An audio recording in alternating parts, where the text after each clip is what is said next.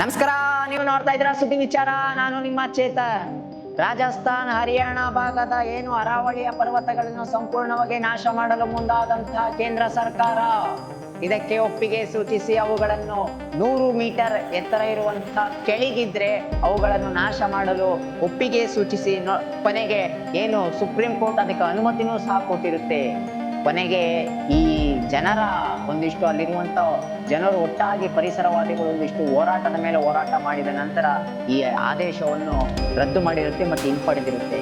ಈ ಸ್ಟೋರಿ ಏನು, ಈ ಸುದ್ದಿ ಏನು, ಅಲ್ಲಾಗಿ ಘಟನೆ ಏನು, ಎಲ್ಲವನ್ನು ನಿಮ್ಮ ಮುಂದೆ ಇಡ್ತಾ ಹೋಗ್ತೀನಿ ಸುದ್ದಿ ವಿಚಾರದಲ್ಲಿ. ಬನ್ನಿ ವೀಕ್ಷಕರೇ, ಏನು ಅರಾವಳಿ ಪ್ರದೇಶ ಏನು ರಾಜಸ್ಥಾನ ಮತ್ತು ಹರಿಯಾಣ ಭಾಗದ ಒಂದಿಷ್ಟು ಸುತ್ತಮುತ್ತಲಿನ ಅಲ್ಲಿ ಪರ್ವತಗಳು ಕಾಣುತ್ತೆ. ಹಚ್ಚ ಹಸಿರಿನಿಂದ ಇರುವಂತಹ ಪರ್ವತಗಳು ಅರಾವಳಿ ಎಂದು ಕರೆಯುತ್ತೆ.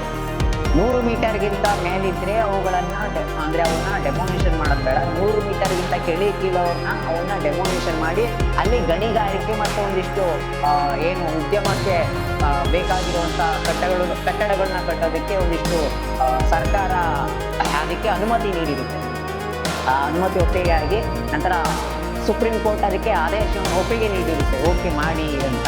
ಕೊನೆಗೆ ಅಲ್ಲಿನ ಪರಿಸ್ಥಿತಿ ಯಾವ ರೀತಿ ಉದ್ಭವ ಆಯಿತು ಅಂದ್ರೆ ಇಮ್ಯಾಜಿನ್ ಮಾಡ್ಕೊಳಕ್ಕಾಗಲ್ಲ, ಆ ರೀತಿ ಉದ್ಭವ ಆಯಿತು. ಕೊನೆಗೆ ಅಲ್ಲಿ 100 ಮೀಟರ್ಗಿಂತ ಕಡಿಮೆ ಇರುವಂತಹ ಅರಾವಳಿ ಪರ್ವತಗಳನ್ನು ನಾಶ ಮಾಡಿದ್ರೆ ಅಲ್ಲಿನ ಪರಿಸ್ಥಿತಿ ಏನು ಅಂದ್ರೆ ಈ ಸೈಡಿಂದ ಗಾಳಿ ಜೋರಾಗಿ ಬೀಸಿದಾಗ ಅದರ ಸಮಸ್ಯೆಗೆ ಎಷ್ಟು ಉದ್ಭವ ಆಗುತ್ತೆ ಅಂದ್ರೆ ಸುತ್ತಮುತ್ತ ರಾಜಸ್ಥಾನ, ಹರಿಯಾಣ, ದೆಹಲಿಗೆ ಗಾಳಿ ವೇಗವಾಗಿ ಬಂದು ಹಿಡಿಯುತ್ತೆ. ಯಾವ ರೀತಿ ಬಂದು ಹಿಡಿಯುತ್ತೆ ಅಂತಲೇ ಗೊತ್ತಿಲ್ಲ.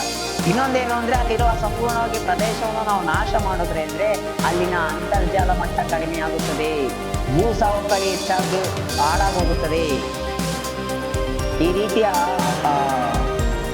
ಸಮಸ್ಯೆಗಳು ಉದ್ಭವ ಆಗುತ್ತೆ ಅನ್ನೋ ಕಾರಣಕ್ಕೋಸ್ಕರ ಅಲ್ಲಿನ ಜನರು ಸರಿಸುಮಾರು ಅಲ್ಲಿರುವಂತಹ ಪರಿಸರವಾದಿ ಆಗ್ಬೋದು ಮತ್ತು ಸುತ್ತಮುತ್ತ ಊರಿನ ಜನರು ಒಟ್ಟಾಗಿ ಪ್ರತಿನಿತ್ಯ ಹೋರಾಟ ಮಾಡಿ ಇದ್ರ ಬಗ್ಗೆ ಸರ್ಕಾರಕ್ಕೆ ಸುಪ್ರೀಂ ಕೋರ್ಟ್ಗೆ ಮನವಿ ತಂದು ಕೊನೆಗೆ ಏನು ಆದೇಶ ಇರುತ್ತೆ ಆದೇಶವನ್ನು ರದ್ದು ಮಾಡುವಂತೆ ಕೋರಿಕೊಳ್ಳುತ್ತೆ. ಆದೇಶ ರದ್ದಾಗುತ್ತೆ.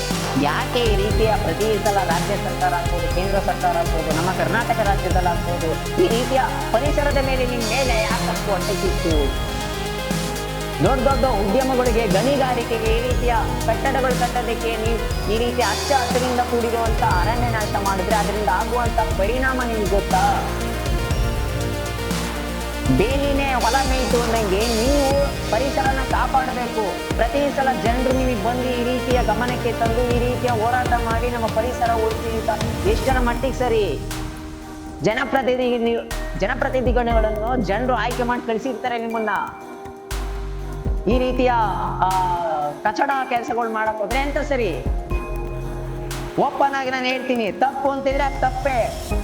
ನೀವು ರಾಜ್ಯ ಸರ್ಕಾರದಲ್ಲಿ ಅಥವಾ ಕೇಂದ್ರ ಸರ್ಕಾರದಲ್ಲಿ ಯಾವುದೇ ಸರ್ಕಾರ ಇರಲಿ, 5 ವರ್ಷ ಇನ್ನೊಂದು ಸರ್ಕಾರನ ಇನ್ನೊಂದು 5 ವರ್ಷ ಬೇರೆ ಸರ್ಕಾರ ಬರುತ್ತೆ. ಬಟ್ ವಿರೋಧ ಪಕ್ಷದಲ್ಲಿ ಇರ್ತಾರಲ್ಲ ಸರ್ಕಾರ, ಅವಾಗ ನೀವು ಆಡಳಿತ ಪಕ್ಷದಲ್ಲಿ ಏನಾದ್ರು ಈ ರೀತಿ ಯೋಜನೆಗಳು ಏನಾದ್ರು ಮಾಡಿದಾಗ ನೀವು ಇಲ್ಲಿ ವಿರೋಧ ಪಕ್ಷದವರು ಅಪೇಕ್ಷೆ ಮಾಡ್ತೀರಾ ಜನರ ಪರವಾಗಿ.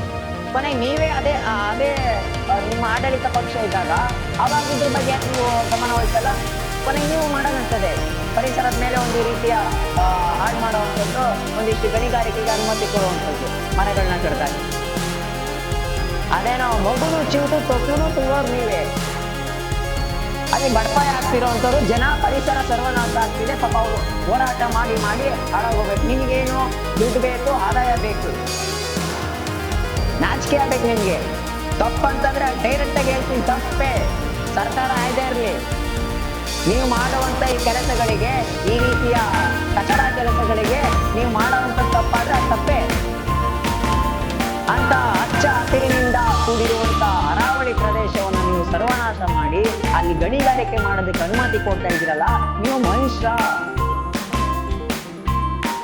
ಯಾವುದೋ ಒಂದು ಉಪೇಂದ್ರ ಅವರು ಹೇಳ್ತಾರೆ, ವ್ಯಕ್ತಿ ಪೂಜೆ ಮಾಡಕ್ ಹೋಗಬೇಡಿ, ವಿಚಾರಗಳಿಗೆ ನೀವು ಗಮನ ಹರಿಸಿ, ವಿಚಾರಗಳಿಗೆ ನೀವು ಒಂದು ಪ್ರಾಧಾನ್ಯತೆ ಕೊಡಿ ಅಂತ ಹೇಳ್ತಾರೆ. ಅದೇ ಒಂದು ಉದಾಹರಣೆ ನಿಮಗೆ. ಎಲ್ಲಿ ಹೋಗ್ತಿದೆ ಈ ವ್ಯವಸ್ಥೆ? ಜನರು ಬೇಸತ್ತಾಗಿದ್ದಾರೆ ನಿಮ್ಮ ಈ ರೀತಿಯ ಕೆಲಸಗಳನ್ನ ನೋಡಿ. ಇನ್ನು ಯಾವ ರೀತಿ ಸಿಡಿದೆದ್ದಬೇಕು ಗೊತ್ತಿಲ್ಲ. ಒಟ್ಟಿನಲ್ಲಿ ಅರಾವಳಿಯ ಪ್ರದೇಶವನ್ನು ಪಾಪ ಅಲ್ಲಿನ ಸುತ್ತಮುತ್ತಲಿನ ಪರಿಸರವಾದಿಗಳು ಹೋರಾಟ ಮಾಡಿ ಅವನ್ನ ಉಳಿಸ್ಕೊಂಡಿದ್ದಾರೆ. ಕೊನೆಗೆ ಈ ರೀತಿಯ ಪದೇ ಪರಿಸರದ ಮೇಲೆ ನೀವು ಶೋಷಣೆಗೆ ಮಾಡಕ್ ಹೋಗ್ಬೇಡಿ. ಯಾರೇ ಆಗಲಿ ಸರ್ಕಾರ ಯಾವುದೇ ಬರಲಿ ಪಕ್ಷ ಇನ್ನು ಮುಂದೆ ಎಚ್ಚರಿಕೆ ವಹಿಸಿ. ಏನಾದ್ರೂ ಒಂದು ಅಭಿವೃದ್ಧಿ ಮಾಡ್ತೀನಿ ಅಂದ್ರೆ ಅದಕ್ಕೆ ಆಲ್ಟರ್ನೇಟ್ ಇರುತ್ತೆ.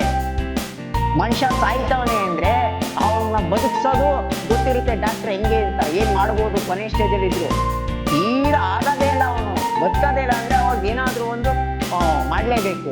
ಅವಾಗ ಮರ ಕಡಿದು ಮತ್ತೊಂದು ಆಲ್ಟರ್ನೇಟ್ ಬೇರೆ ಏನಾದ್ರೂ ಮಾಡ್ಬೇಕು. ಬಟ್ ನೀವು ಇರುವಂತ ಹಚ್ಚ ಹಸಿರಿನಿಂದ ಬೇರೆ ಜಾಗ ಇರುತ್ತೆ,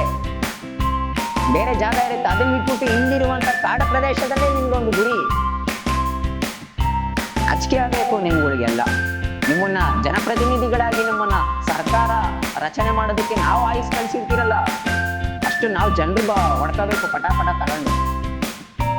ಇಲ್ಲಿಗೆ ಹೋಗ್ತಿದೆ ಗೊತ್ತಾಗ್ತಿಲ್ಲ. ಇದಾಗಿತ್ತು ಇವತ್ತಿನ ಸುದ್ದಿ ವಿಚಾರ. ಸುದ್ದಿ ನಮ್ಮದು, ವಿಚಾರ ನಿಮ್ಮದು. ನಮಸ್ಕಾರ.